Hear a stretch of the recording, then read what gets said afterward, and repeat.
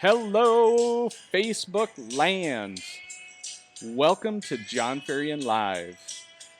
It is May 31st, 2020, and all hell is breaking loose across America right now. Holy smokes, people. Time to get back to some snowmobiling discussions and talking about things exciting like Watercross.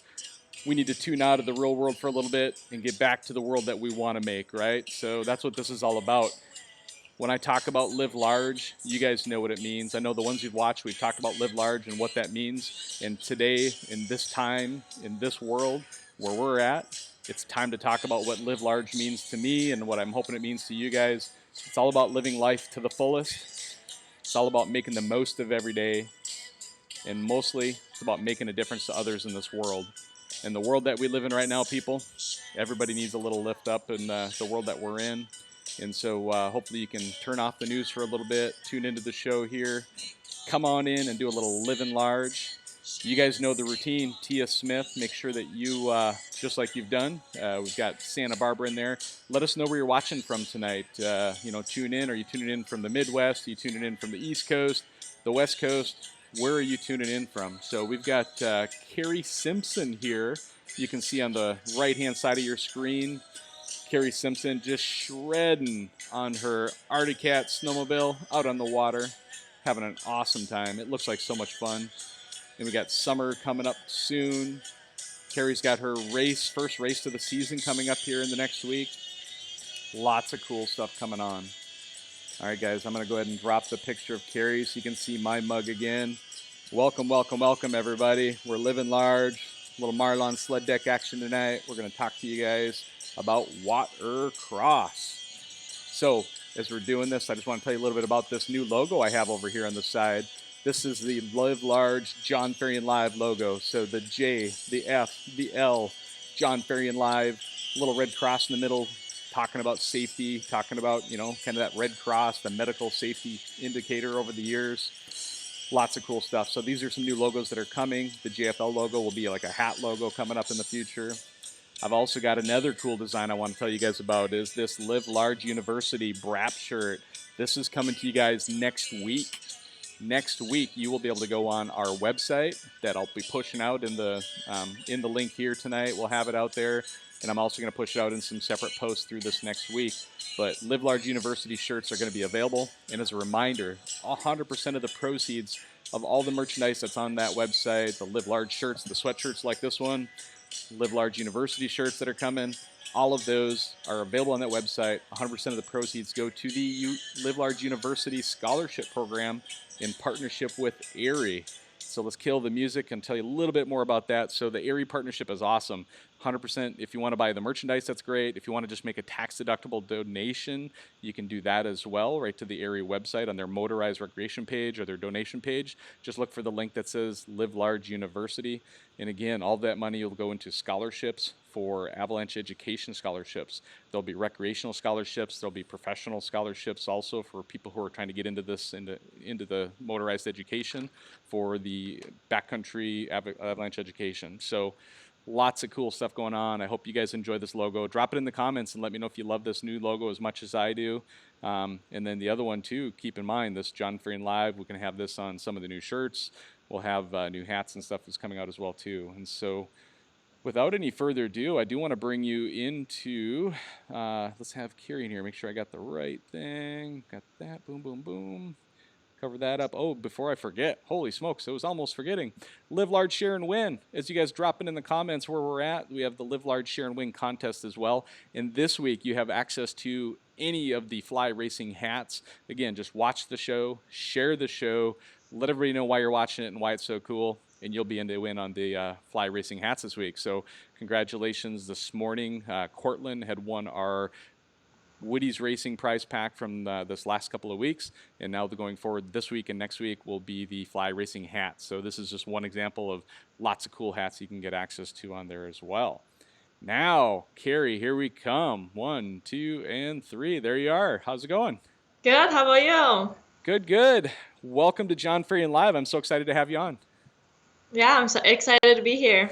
This is cool. So it's watercross season coming up, and as the temperatures are getting warmer, I'm still out here in the Pacific Northwest in Washington, still riding and shredding as recently as last Wednesday. Still out there. I did a little bit, just you inspired me. I did a little bit of water skipping up on the mountain last week. Did you see that picture, that video? I did see it. I did see it. You were laughing at me going like, John, that's not water skipping. Like I could have jumped across that puddle is probably what you were saying, right? No, no, no. You gotta start somewhere, you know. I know, right? I know. So yeah, the water wasn't very deep, and it was nice and hot out on the mountain, but still shredding. I'm hoping to still get out yet this next week or two. May take another vacation day, maybe next weekend. Definitely be riding in June, at least one more day this year.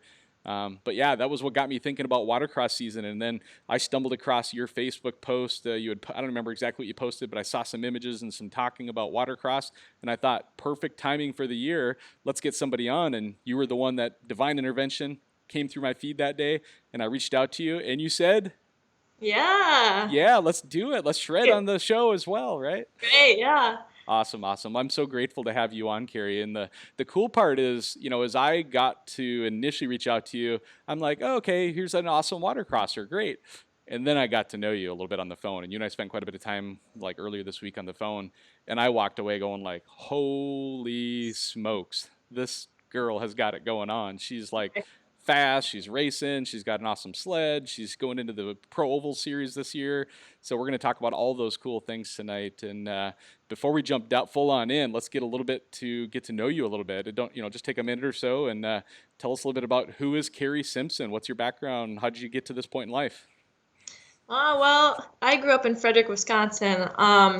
There actually was I don't know if it was an IWA sanctioned race at that point, but there was watercross going on in Coon Lake. So I grew up watching that. And I mean, I've always been intrigued by it. I was too young to have a favorite racer, so I never really, I couldn't tell you who actually raced down there. Yeah. And I grew up around motors like my whole life. My mom and dad, we four-wheeled, we snowmobiled, I had a dirt bike when I was like in 5th grade. I learned how to ride a dirt bike probably before I learned how to ride, a snowmobile, I think. But I mean, that's my life, is racing and working and making things work, really. Yeah. Yeah, that's awesome. And so, yeah, I mean, your background, as you told me about it on the phone before, is, you always were doing something motorsports related. And it was, but even in recent times, you hadn't been an avid snowmobiler really prior to your racing, right, at that point in time, right? So it was, a 10 or 11-year window that you said you had before, starting watercross and, like, being on a snowmobile just even recreationally? Yeah, well, I think I spent a good couple years maybe on the trails on an old sled, when I was probably 10 to 12 years old, with my mom and dad. But ever since I got my license, I hadn't touched a snowmobile at all. Like I hadn't rode on the trails. I'd never even been on the water. So, and then, I think I was 22 when I first bought my first snowmobile, and that was to go on the water. And I'd never even been on the snow for 10 years or something like that. Yeah. Not 10 years, well, maybe around 10 years. Yeah. And so you really got sucked into this whole watercross thing just by being a spectator and having watercross happening in your local area. And so I know you touched on it just a little bit already, but in your hometown, watching the races, and again, you said you don't even remember necessarily who the racers were maybe as a little kid, but as you were older, you probably were watching this and going, what was that moment? What was that kind of like, I want to do this? Like, when did that happen? How did it happen? Give us a little bit of story. Maybe the day that you kind of dreamed this up and was like, or was it a long, slow progression? People kept pulling you in, or was it just one of those days where you're at the races and going like, I want to do that? Well, so I think I started watercross in 2015. 2014 was actually my first time going to the Grantsburg World Championships. Okay. And I watched it all weekend long, and I was like, I just really want to do this. And I saw a snowmobile. Somebody had a snowmobile there for sale in the concessions area, and I was like, oh, well, I guess I'll look around and see if there's anything for sale. So I was looking on Craigslist and found a couple of those. So I was talking to those guys about that, but But yeah, it was that day at Grantsburg Watercross in 2014. I was like, I'm going to do this. And that's amazing. So were you just like there hanging out with friends? Did you have somebody with you that day and they were encouraging you, or were they telling you were crazy, or were you literally just walking around solo with a pocket full of cash going like, I'm going to get into this? Right. No, we were just there for, we didn't have anything else to do. And I was like, I really want to check this out. I seen it when I was younger. And Yeah.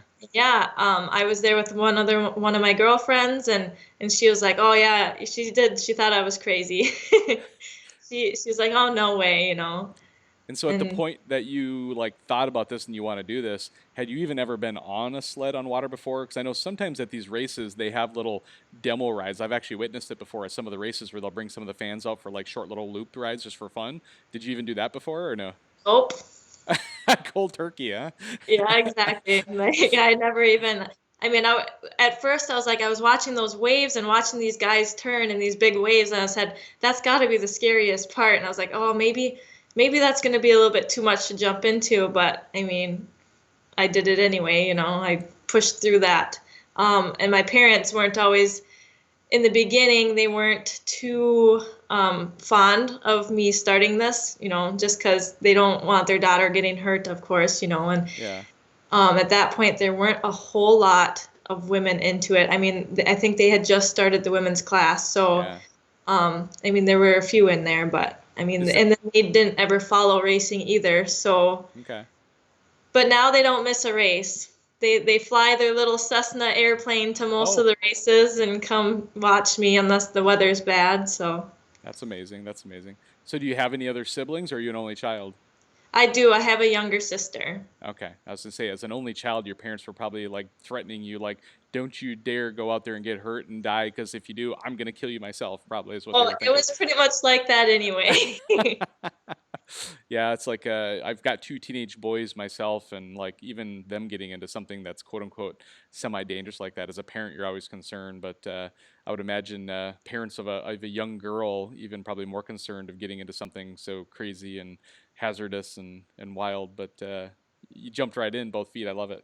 Oh yeah, well my parents should have known that because I was dirt bike this, race this. I wanted to race everything when I was younger. So That's I mean awesome. they should have known that this was going to be happening, but now they're really supportive of it. So That's I mean amazing. that's a plus. Yeah, well, it's amazing. Well, you've proven your way through this whole thing, which is what we're going to talk about tonight. But let's go back to that first snowmobile. So you said that you went, you found something in the pits, but what was the first snowmobile that you picked up? And let's talk about the initial. Was it already race ready for water, or did you have to modify it after you bought it, or like what was the sled? Let's start telling that story.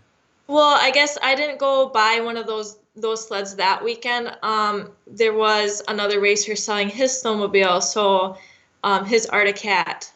So I went and picked that one up. It was a 2004 700, and it was a stock 700 Arctic Cat. Okay. Um, and so it was like the 440 Snow Pro chassis with the EFI 700 motor in it. Okay. And I mean, it was a big sled for little poor me trying to ride in the beginning, but it also was a tough sled to get running right too right away. So I mean, it was a struggle my first year. I sank more than I was on the water. I Well, sank every race almost until Grantsburg, and then had one race I came and dry at Grantsburg, and then the rest of it kind of went up from there.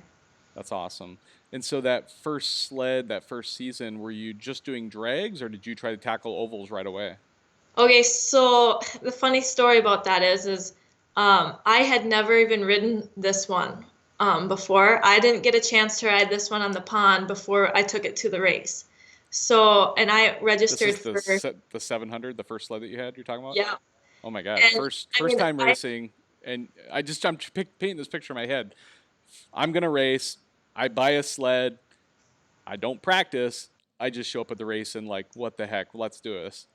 well, we certainly tried to get it on the pond, but it Oh, just okay. was it wasn't working out for me. And being the new racer, I wasn't able to just go take it out while it wasn't running right because we knew it was going to sink. Okay. Okay. So I was able to get on the water, I think twice before that, but it wasn't on my snowmobile. I was on like actually a really old ZR chassis, and I didn't even make one corner on that one.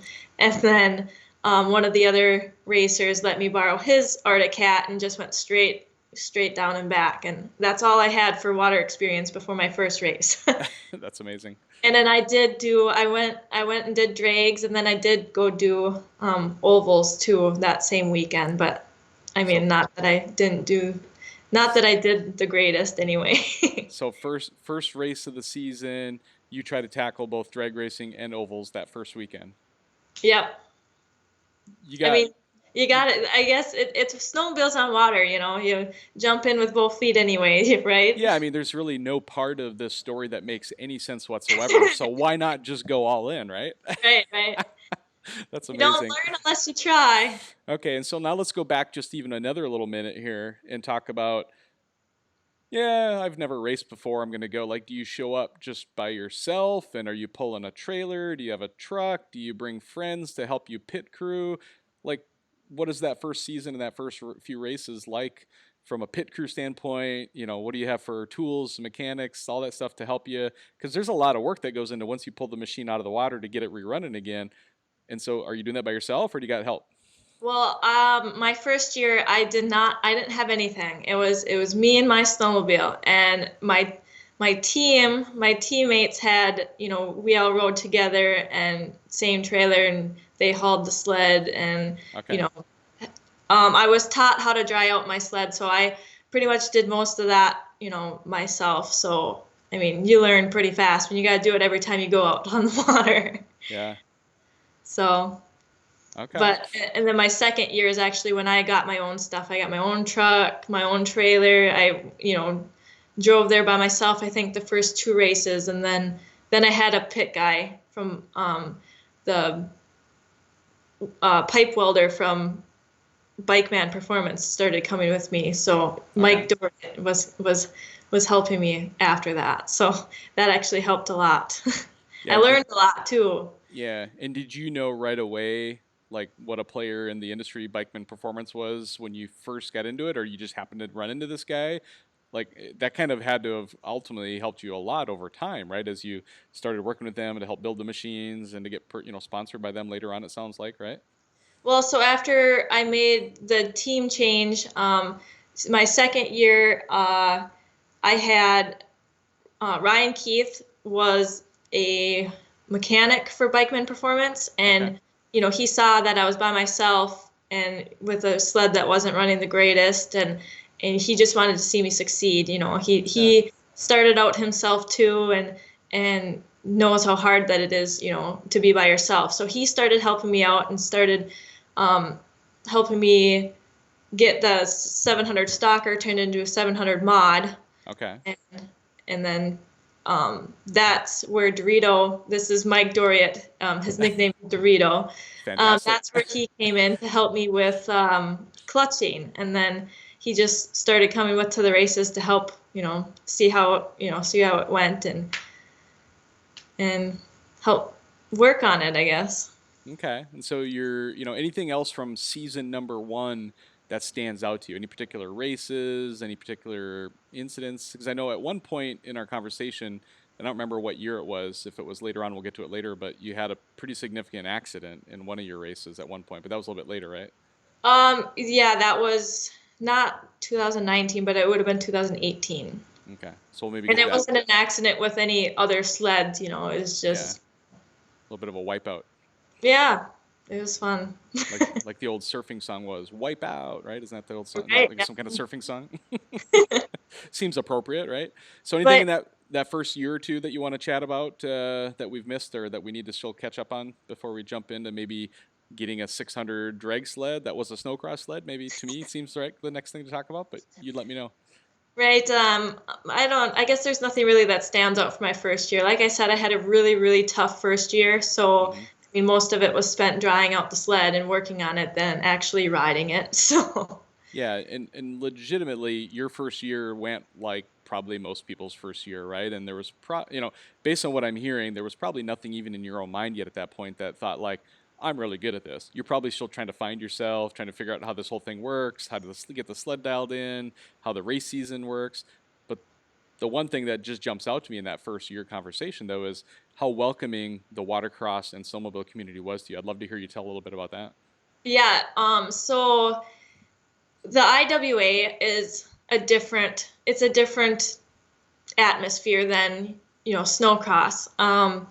They are all willing to help you. I mean, not saying that they would give you their setups to beat them. I mean, some of them may very well be nice enough to do that, but I mean, nobody would really expect that. But they're so willing to help everybody. It's amazing, actually. It's such a tight-knit community, and at the end of the day, we're all friends pretty much, and hang out and share stories of everything. So yeah, it's actually friendly. So That's a, I had plenty of people rooting for me and helping me my first, well, I mean, even to this day, yeah. but Yeah, no, that's the amazing thing about the snowmobile community as a whole, and even the watercross racing I've seen is it very much is a, it's not a really nationally known sport. Like even snowmobiling as a whole, right, is not a big wide known sport across America. But the people who know about snowmobiling at least know about snowcross. But I still to this day run into snowmobilers who have no idea what watercross is and they've never heard of it before. And even as we're getting ready to go into the show tonight, it's like, what's watercross? And I tell them, I'm like, you got to come watch the show. Like this is awesome, right? So well, I still run into people around here that, I mean, the Grantsburg World Championships is like, 10 miles away from here. yeah, And even people in Grantsburg don't even know what it is. Some people don't, like even not even everybody around here knows what it's about. And there's a race so close to here, like, yeah. And I've but I mean, someday. yeah, and I've personally been to Grantsburg because everybody that watches the show regularly knows that I'm originally from Brainerd, Minnesota, which is probably about ballpark 2 hours, maybe an hour 45 minutes to 2 hours away from Grantsburg. And so for quite a few years in a row, we'd go down every year for the mid-July race usually, and it Yep, was always one of my championships. favorite things to do over the summertime, and was amazing. I probably was already moved out here by the time you started racing, so I wouldn't have been back since then. But it would have been back in probably the oh man, maybe 2010 to 2007 in that range. I probably would have been there watching the races. Maybe you were sitting next to me on the grass or as a spectator. You never know. Oh, probably not. And so let's talk again. We talked about the kind of the family and everybody and that thing, but it's such a niche sport, and it's something that because it's so much fun and so cool and such a grassroots local rural community sport, everybody's so eager to kind of help grow the sport and build it and to kind of help each other out. And you've definitely been the beneficiary of that. And so a lot of amazing people you've run into over the years, right? Oh yeah, yep, definitely. I think most of my friends consist of watercross racers now. There you go. There you go. And so, how about as your season progress or your racing progresses over the years? What kind of are the next milestones that happened? And I know, to me, one fun story was you did snowcross one year and you raced the same sled in snowcross as you did on water as a drag sled. Maybe you want to jump. That was actually last season. So Okay. I bought my snowcross sled not last season, but the season before. So would have been the 17-18 season, right? Okay. The 17-18 season, wait, no, 18-19, because this was, Okay. yeah, 18-19 season. And I raced a year of snowcross. And then last summer, or before the season started, I was like, hey, I still got this snowcross sled, and we just kind of blew it off, and Grantsburg came around and we started switching it over. And we actually didn't have it on the water until the night before the races. Oh my gosh. Races started on Friday, and we finally took it. We got it finished and took it to the water on Thursday night just to see if it would float. And it floated, but I mean, we were still, the jetting was a little bit off. So we were kind of messing with that Friday. Friday during racing, we'd go take one of my qualifying drags, Yep.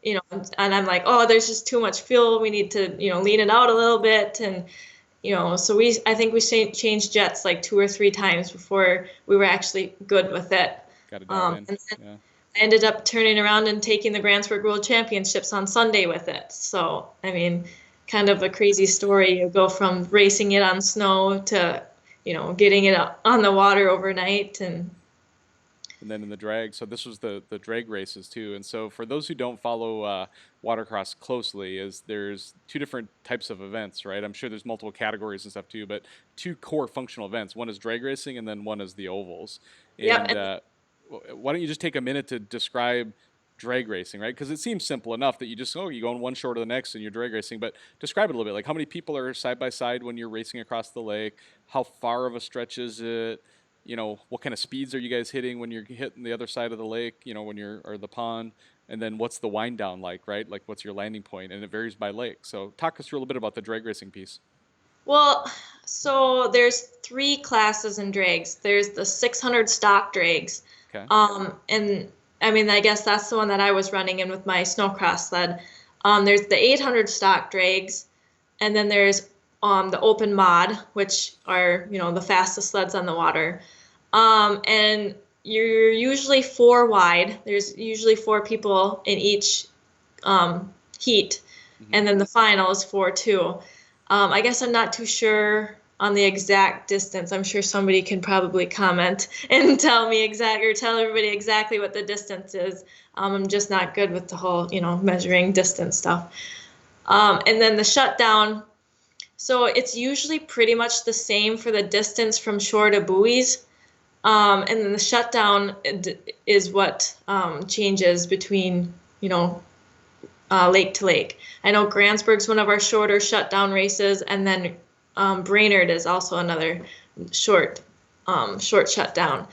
Otherwise, there's Ely, and you don't just go straight across. You have to turn right and come back. Like you go through your buoys, and then you all kind of gotta, you know, try to work together to turn and come back, you know.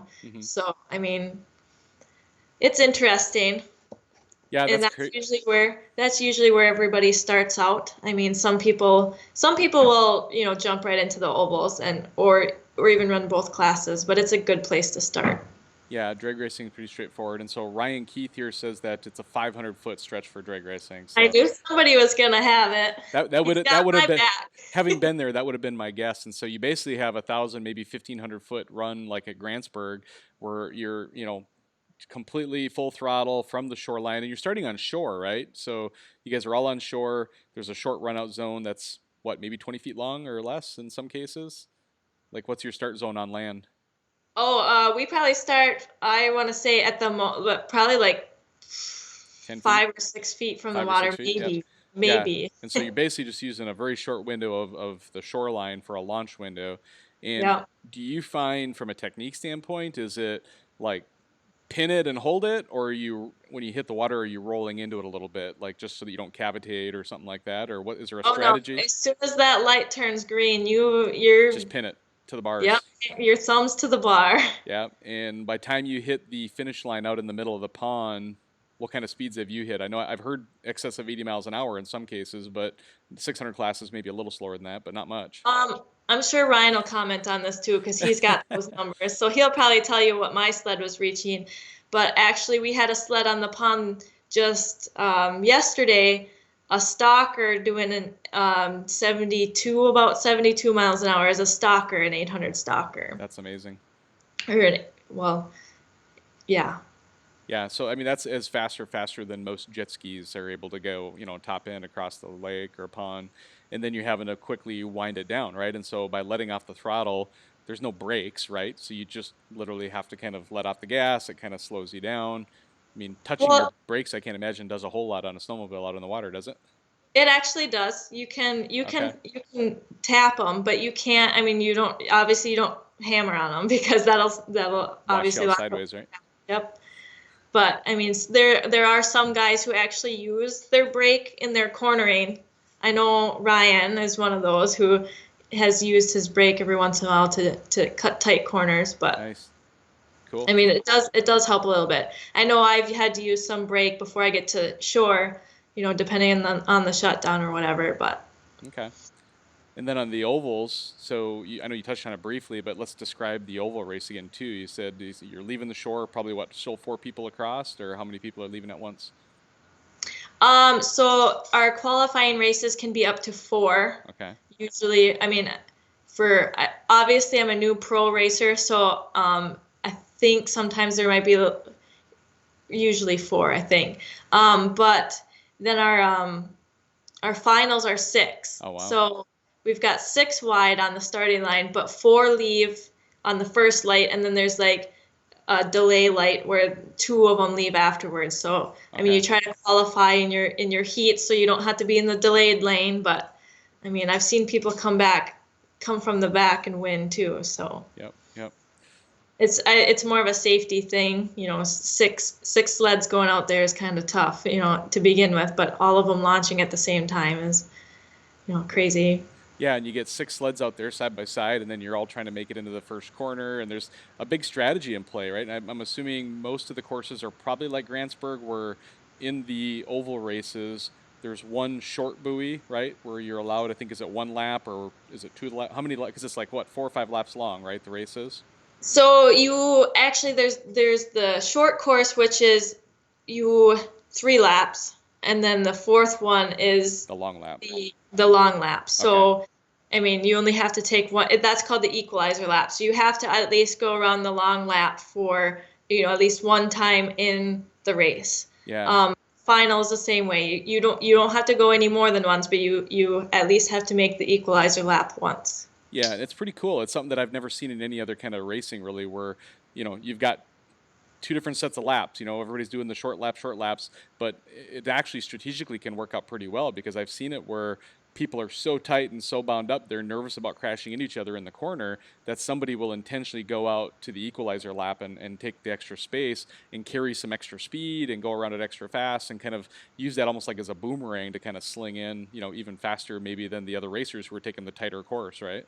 Yep, and it separates the racers a little bit too. So I mean, it gives it a little bit more of a, you know, excitement too. You know, it's not just a bunch of laps around the same buoys. Well, yeah, because So you might have 4 racers that are all really tight together in the race, but if 2 of them have already gone around the big equalizer lap and the other 2 haven't, and they're all together, guess what? The ones who are going to go around the long equalizer lap are probably going to slow down a little bit, depending on the racing, right? And depending on who's all racing. So it's all pretty cool stuff. So, what's your strategy? Do you typically try to get the equalizer lap out of the way right away in the first lap, or do you wait till the middle or the end? well, I guess it depends. It depends on who I'm racing also. And then it just depends on where I'm at. I usually try to take the equalizer lap um, while I have a bit of a lead. You know, if I have a good lead, I'll take the equalizer lap usually. But I mean, sometimes it also depends on who I'm racing. So I mean, I don't have a set strategy for that. Yeah, So fair enough, fair enough. Because yeah, I mean, sometimes you get a good start, sometimes you don't, and it makes a big difference in how you're going to go into that first corner, right? mhm. Um, I and know then some people take the equalizer lap first if they're in the front, if the fourth lane and the outside lane, or you know, maybe they'll get really far ahead and they'll go on the inside, you know, right away to it. I mean, it just depends on the person and what's going on. You just kind of really got to read the water and read the people. yeah, well, that's a big deal too. Is like getting if you're not out front, you're in everybody's chop, right? Yep. And so what in your opinion is probably the most difficult part of the chop? Is it like being way to the back? Is it kind of just being right in the middle of the mix? Or like what do you find is like when the chop really starts getting after you? Like is there something in particular that like certain scenarios or situations where the water chop from the other sleds really is like knocking you out? Well, when I was racing with that 700, that one was really bad. I mean, because that sled just threw me around everywhere, and it was so hard to keep that one under control. But with my new one, it actually rides through the chops so well. Awesome. Um, I'm so happy with how that one goes. I actually don't even worry about the chop really at all. Amazing. Um, but when we have 6 sleds out there at once, it gets to be, I mean, I don't know if you've ever gone tubing behind a boat before, I have. but you know, the boat does these circles and tries to get you to go through the big waves. That's kind of what the finals turn out to be like. I've seen it. It's always pretty interesting. And so, a big part of this is, just staying afloat, right? I mean, we're talking about this racing and the racing scenario and everything for people who don't follow it, but, just staying afloat is half the battle. I mean, winning a race is fantastic, but a lot of people, they're just trying to finish the race in many cases. Just, I'm sure, like your first few seasons, right? It was more about finishing a race than it was about winning a race. I'm sure that first season or two. Yeah, it was so relieving the moment I was able to stay dry and start staying dry because it was more, I could focus more on, riding and what I could do next, and instead of, oh, how am I going to keep the snowmobile afloat, like, oh, now I got to dry out my sled every time I race it. And yeah, that's the first part of the battle. That's the biggest part of the battle. Yeah. It gets easier after that. And this new sled that you have that you're racing now, the one that we had in the picture up here earlier, I'm actually, while you talk about it, I'm going to pull it up again so you can talk about it.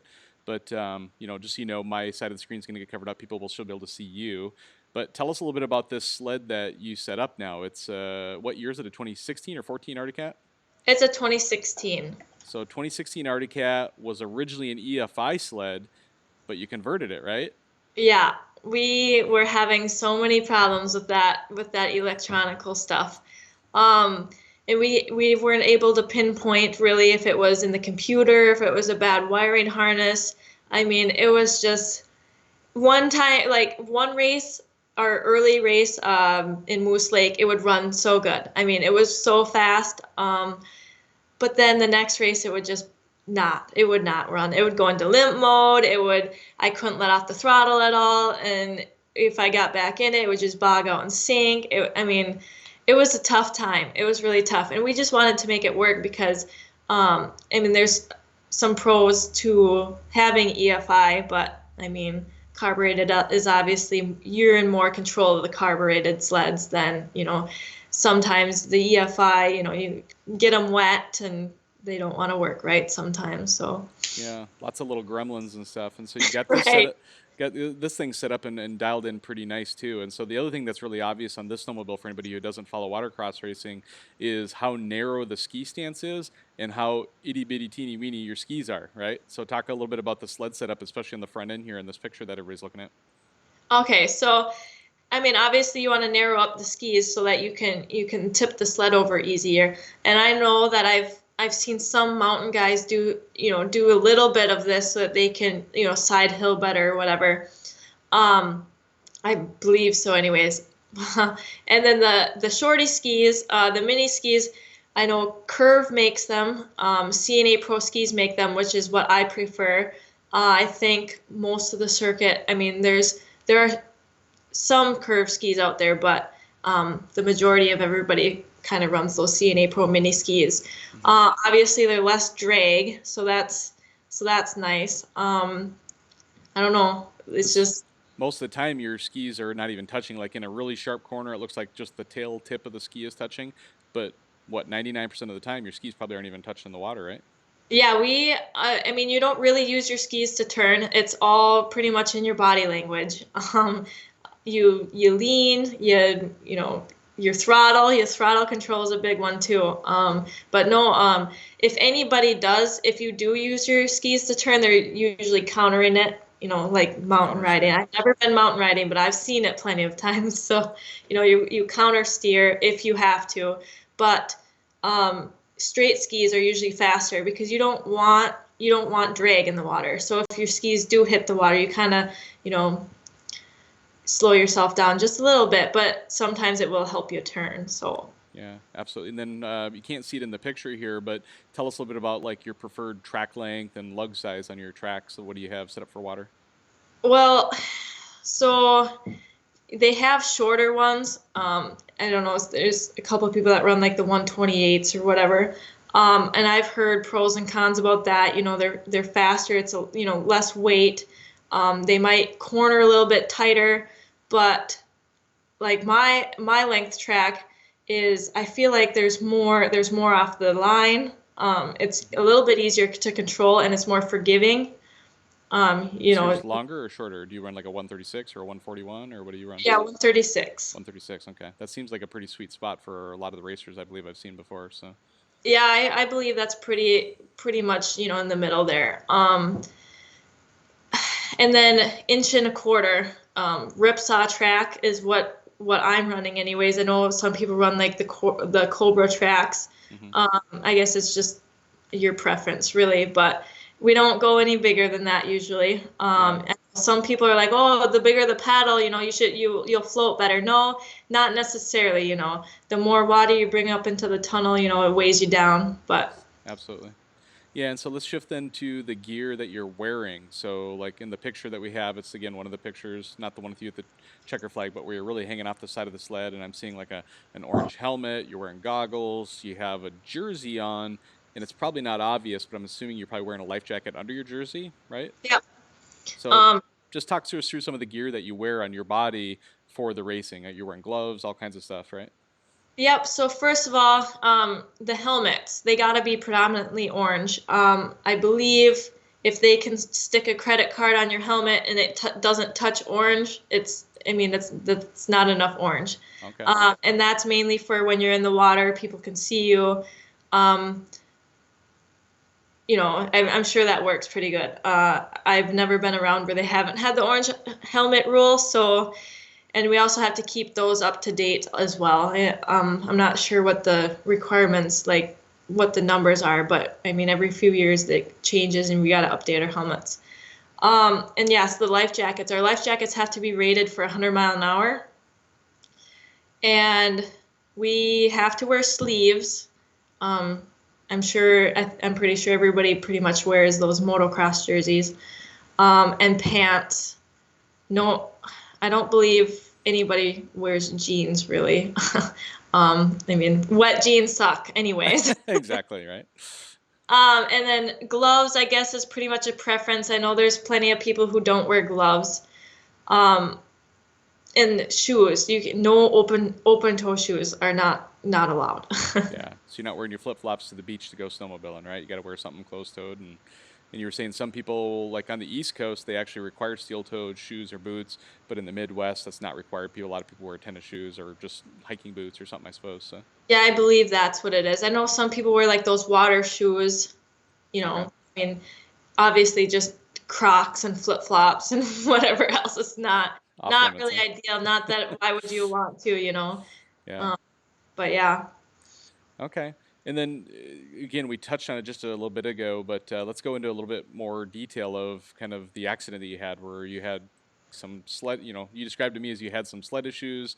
Sled got sideways on you and bucked you off and gave you a concussion, right? That was a pretty serious incident. So talk us through what happened that day and what was going on with your sled and what led up to it.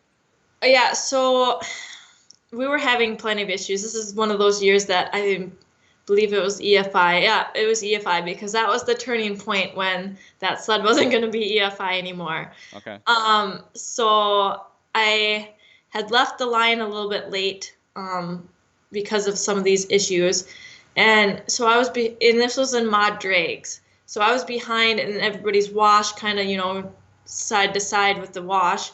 And then I crossed the finish line and my sled died while I was in one of the fishtails, and it died when I was, turned sideways, and the sled went barrel rolling, I went barrel rolling, and I mean, it just wasn't a fun time. No.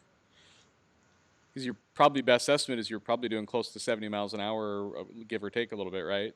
Yeah, probably a little bit more than that, I'm sure. And you go tumble and roll, and even as a water skier, like I grew up in Minnesota, grew up on water skis, and if you're on water and you're doing say 20 to 30 miles an hour, water is still relatively soft. At 30 to 40 miles an hour, water becomes extremely hard, and I can honestly tell you, above 40 miles an hour, I've never even crashed. I can't even imagine crashing at over 40 miles an hour on water and how hard that water gets. So tell us about that experience and what you experienced, in your body and what you went through. Well, I mean, it was pretty much like hitting a brick wall. Those visors, those things are kind of like neck breakers sometimes, I believe. I remember in one of my cartwheels, my visor had caught the water and whipped my head backwards. So, wow. I mean, that wasn't very fun either. I ended up with having a bruised lung and then obviously the concussion and then just some swelling in my abdomen there.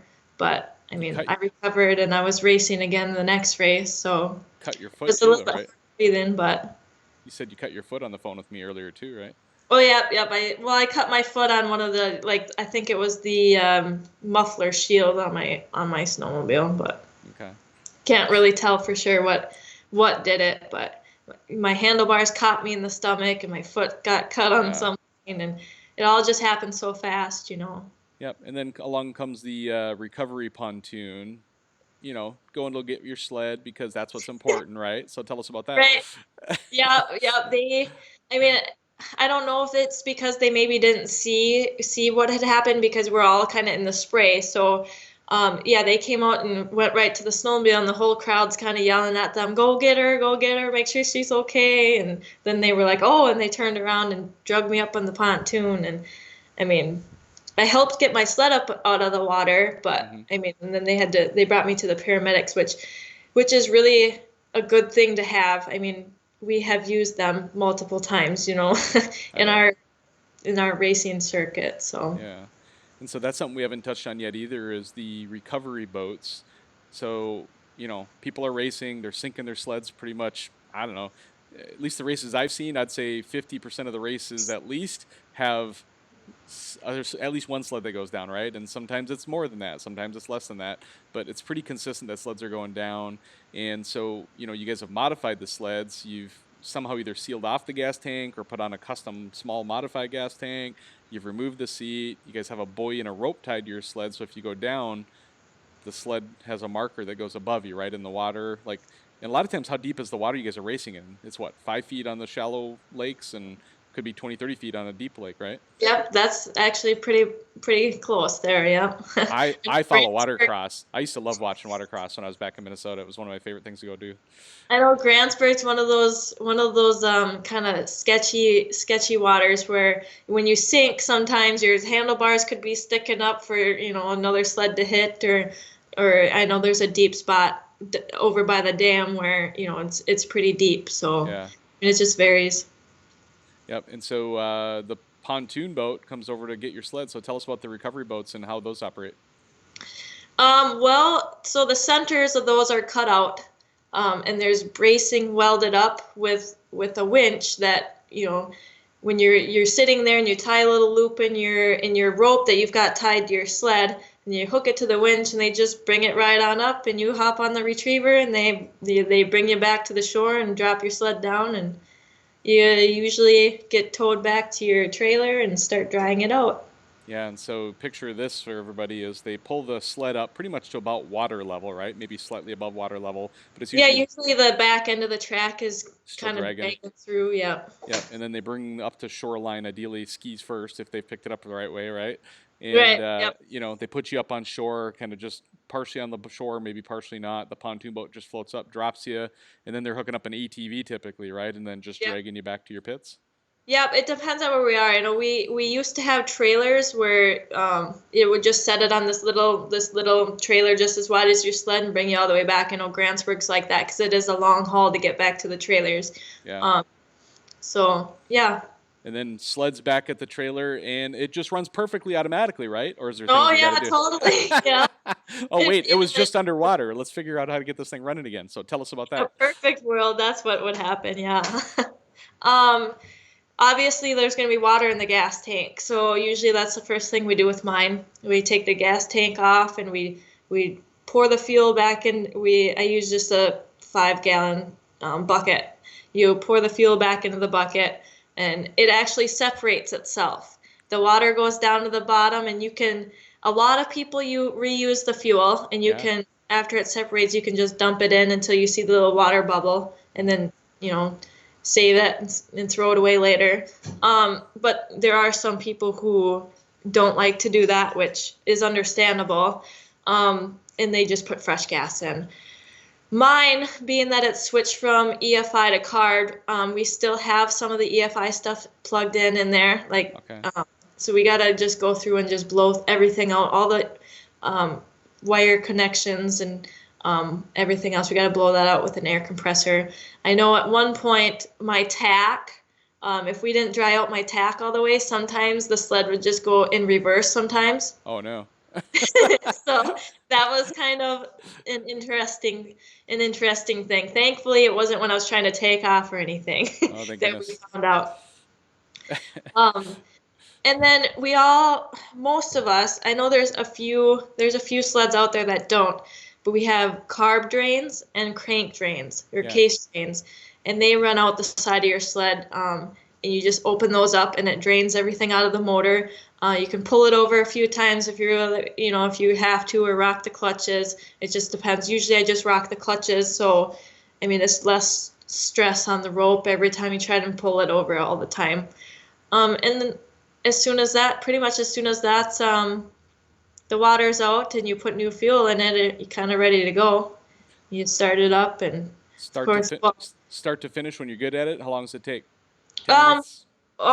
Mine probably takes about 5 minutes. Wow, that's amazing. It's actually not bad because we kind of got it down because we sank that one plenty of times too. A lot of practice. I know some snowmobiles you got to take the pipes off and drain out, but mine we don't ever have to do that. So you start it up and it just blows kind of whatever's left in the pipes out, and you get it nice and warm and clear it out and ready to go again. Yeah, get good and hot and get all the moisture out of there and all that. So pretty amazing.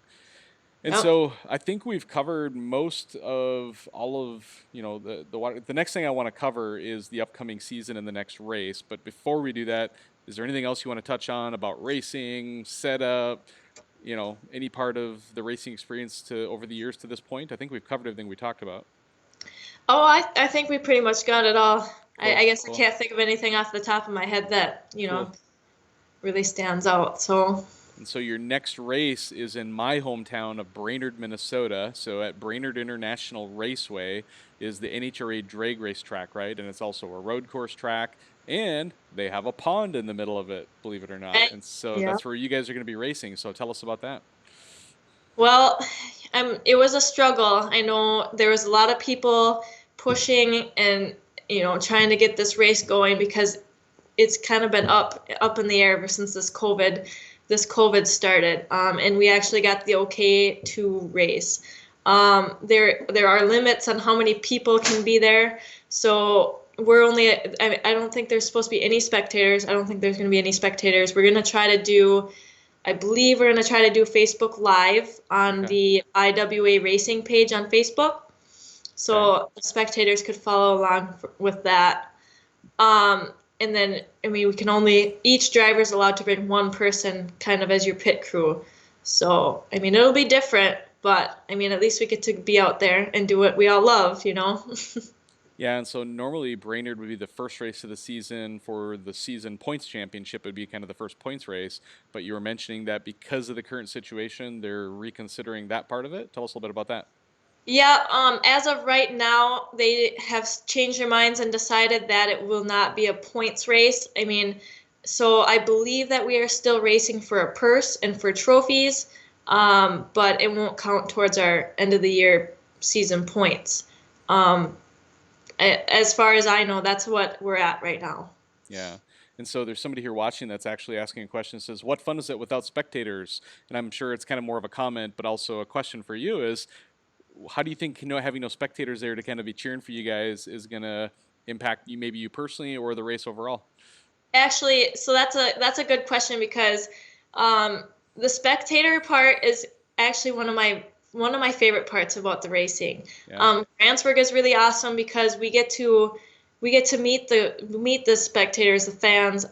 We go up to the hay bales and we sign autographs most of the weekend, and the kids just love it, and that's my favorite part. They just love to come up and meet us and get our autographs, and we're signing arms and phones and T-shirts and hats, and it's just, it gets crazy. It's so fun. But so it will suck, to not have the spectators there, but we're going to try our best, I believe, to broadcast it and make it so that they can watch too. We just kind of got to do what we got to do to be able to, race. Yeah. So do you know where people would be able to watch the races that are going to be broadcast? Are they going to be on some web page, on a certain Facebook page? Like, where would people go to watch the races streaming? I believe if we have the Facebook Live going, it will probably be on the IWA Racing page, the Facebook page. We actually have a page for our circuit. So if you go and like that, you'll be able to follow the updates with that. Okay, and that's this coming weekend, not this weekend that we're in, obviously, but next weekend already, coming up the first weekend in June? Yep, Saturday and Sunday. Awesome, awesome. And what times would you expect the streaming to start? Is it going to be just the races, or will they be streaming some of the practices and stuff too as people are getting warmed up, or no?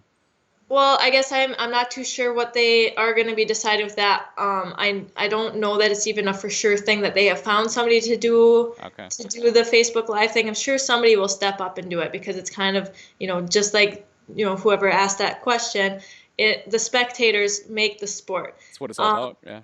yeah, so hopefully we'll be able to, you know, accommodate that and help everybody watch. But um, I'm sure the finals on Sunday will be at least done. I don't know. Hopefully there'll be some on Saturday, but you'll just have to watch the page. I'm sure they'll update everybody, Yeah. and hopefully it works out, and hopefully nobody gets mad and whatever. Yeah. And so we announced as we were prepping for this show, the teaser post, I called out, and I think it's in the comments of this post as well today. But talk us through what your stats were at the end of last season, like what championships you held, points, and classes and stuff like that. And then let's then dive into what are your goals for this coming season. Okay, so I believe I podiumed 9 times last year. 5 of them were firsts. Nice. At the end of the season, I came out with the Semi-Pro Open Season Points Championship title and the Women's Open Season Points Championship title, and then also, as I mentioned earlier, the 600 Drag World Championship title. That's So awesome. I guess that's where I ended last year. My goals for this season, being as I'm a new Pro Open driver, those guys are the fastest guys on the water, and it actually is quite an honor to be able to be moved to this class with them. The people that I've been watching, ever since I started and kind of learning from, and now I get to be a part of it, and I'm sure they'll teach me a thing or two out there. So I'm just hoping to do good and maybe make a final or two. No, So that's awesome. And so, like, just to kind of call this out for folks who maybe didn't quite pick up on it, is you've done so well over the last year or so in all the points championships and the different classes you're racing.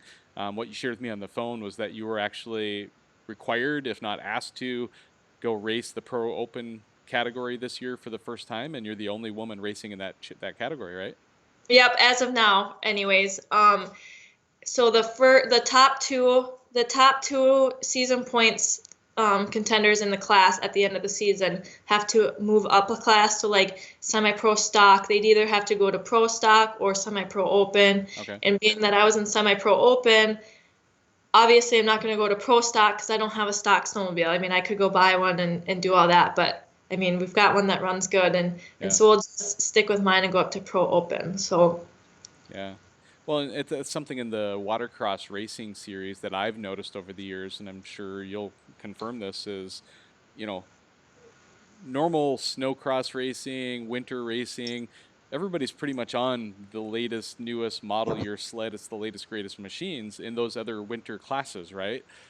Watercross is a different game, right? It's like you don't bring a brand new car, a new 2020 to a demolition derby, right? Like right. you got to pick the right machine or the right tool for the thing. And because we're sinking it, there's a lot of wear and tear in these machines. It's actually preferred to have a machine that's at least several years old, if not older in a lot of cases, and carbureted instead of EFI. Like there's a lot of advantages to actually having a little bit of an older machine as long as you got it set up right. Anything you want to comment on there? Well, I mean, I do know we've actually been practicing with a guy that has put his brand new. He just got it and snow checked it last winter and got it last winter as his trail sled, and he's actually put that on the water for this season. So I mean, it's not whether it's new or not, but a lot of people start out buying somebody else's sled, so they get rid of their older ones and then go up Yeah. to the new ones or whatever. But I would say the carbureted ones are probably the easiest to get going on your Yeah. own, anyways. Okay. Well, Ryan Keith in the comments here says Cole Engstrand does, meaning he probably buys a new sled, right? Is that the guy you were just Yep, talking Cole about? Engstrand does. Cole Engstrand decided he was going to do that, and it almost hurts to see this brand new snowmobile on the water. Well, Well, I'm probably a little think, guilty myself. Is a little bit of water skipping that I've done here. It was actually last summer in August. I brought it to a jet boat racing track, and I had my brand new 2019 Skidoo Summit, and we went out and water skipping with it. I didn't sink it, so I guess it all worked out just fine. yeah, well, everything's good. Everything's good if you don't do that, but. If you stay dry, right? Right. Well, Awesome. thankfully, like with our pond situation, our retriever actually has not been running the greatest. We don't have an ideal retriever situation, so we've been kind of banking on not sinking. There So, you go. There you go. but Well, let's wrap this up with talking a little bit about some of the people who've been supporting you along the way. So, who are some of the key people who've helped you, and then some of the key companies that are helping you now currently? So, friends, family, staff who are helping, kind of the pit crew, and then maybe some sponsors. Go ahead and give us a shout out, and then we'll wrap this up for tonight. all right. Well, first of all, gotta thank Mike Doriot for building the Jungle Cat, as we call it. That's the nickname for my snowmobile. Awesome. He put a lot of time and effort, and it's paid off. It's running really good. It's kind of hard to get these Arctic Cats working right. There's not very many in the circuit. So, and then Ryan Keith. Ryan Keith's a big one. He has kind of jumped in as the main pit guy mechanic. He's been keeping everything going. All the changes that we've had to do to the thing. He's on the line packing my lanes constantly. He's over helping me load the sled up and going to the pond and yeah. So he's a big part in this, and probably couldn't do it without either of those two. So and then I guess my parents are pretty dang supportive with how with how they started out with the whole thing. So that's pretty awesome. I would like to thank my sponsors, Arctic Cat, Bikeman Performance. They have done quite a bit of stuff to that thing too. So FXR, CNA Pro Skis, Rock Speed FX, Country Cat, Blown Concepts, who did this awesome wrap on the thing, like teal everything. It's pretty awesome. Nice. The Frederick, Siren, Balsam Lake, Gramsburg Subways, North Branch Synthetics, Throttle RX Rentals is a new one this year. The Pheasant Inn and Alpha Tire, Chuck's Garage and Marine, Josh's Mini Donuts, Frederick I Associates, and K&A Racing. I know it's quite a bit going here, but they've all got some sort of tie into it and helping. So Yeah. Well, I would imagine what they've witnessed is what I've heard in this story, which is, somebody who came into this brand new, fresh, a young lady in the sport that's a men's dominated sport, coming in, doing well, and accelerating like crazy through this whole process, and people just want to gravitate to support you and to help you continue to push forward. So I don't blame them for jumping in and helping you out. It's been an awesome team. yeah, It looks like so. there's some of these sponsors who were with me before I even started, like before I even like took the sled on the water for the first time. Even like Yeah. they wanted to be involved from the beginning. So I'm really thankful for that too. Yeah, and that means a lot when you have somebody who kind of starts with you from the beginning and you're able to carry them all the way through, and now you're able to quote unquote pay them back with all the publicity you're getting and these championships and all that hardware on the wall right behind you, right? Yeah.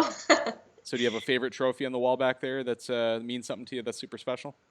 Well, I would probably say it's either got to be one of these Brainerd first place trophies, because that would be my very first win from not last season but the season before, Awesome. or this really tall one in the corner, which is that Grantsburg World Championship one. Awesome. Cool. Any final thoughts, any final words before we wrap this up? No, I think we covered pretty much everything, and it was a great time. Yeah, well, thank you so much for coming on. Really appreciate you being part of the LiveLARGE family now, and would love to make sure we watch you and stream you there and there. I think I'm not going to be there. I'm going to be back in Minnesota the last week of June through I think it's around the 10th of July, and I think it's probably the weekend after that is Grantsburg. So I don't think I'm going to be there for Grantsburg, unfortunately. That'd be fun to come and watch. Well, maybe you'll just have to delay your flight. Well, we're actually driving out all the way from Washington, so it'll be a haul. So cool. All right, everybody. Well, thank you all for watching. God bless everybody. Live large. Let's go out there and make a difference in this world. Talk to you guys all later.